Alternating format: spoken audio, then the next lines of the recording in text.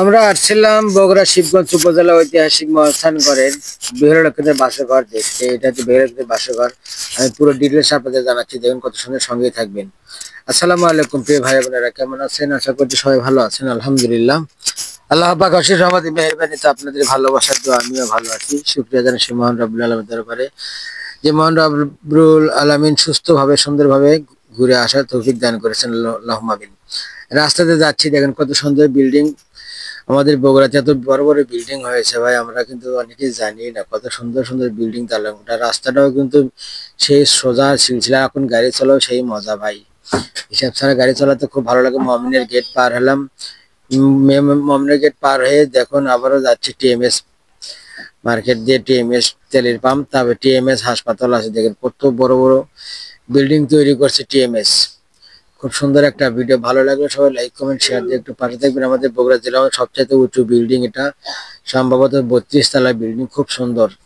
TMS এত বড় বড় বিল্ডিং তৈরি করছে, দেখেন কত সুন্দর। দেখলেই মনটা মনে হয় ঢাকা শহরে আমরা ঘুরতে আসছি।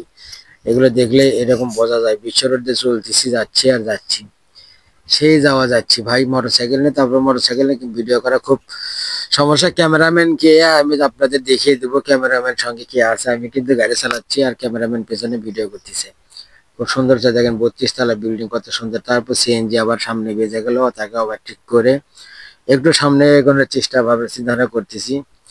তারপরে আসলাম গোবিন্দ ভেটাই। দেখেন গোবিন্দ ভেটাটা কত সুন্দর জায়গা, লোকেশনটা খুব সুন্দর। সার্চ ভক্ত দেশ মধ্যে এটা পড়ে গেছে আমাদের বগুড়া শিবগঞ্জ উপজেলায়। আপনারা চাইলে ঘুরে আসতে পারেন এখান থেকে বগুড়া শিবগঞ্জ উপজেলায় মহাস্থান ঘরে, পারলে ঘুরে আসবেন। অনেক পর্যটনও আসছে এখানে। দেখেন লোকেশনটা খুব খুব সুন্দর, চমৎকার, মাশাআল্লাহ। এটা আল্লাহ পাকের গজবে এরকম হয়েছে দেখেন। তারপরেও চলে আসলাম, এই যে ক্যামেরাম্যান দেখেন, এটা হচ্ছে আমার ছোট জামাই, সে ক্যামেরা করতেছে আর আমি যাচ্ছি মোটরসাইকেল নিয়ে, যাতে ভিডিও করতেছে। তারপর অবশেষে এসেই পড়লাম সেই ঐতিহাসিক বেহুলা লক্ষিন্দার বাসর ঘরে।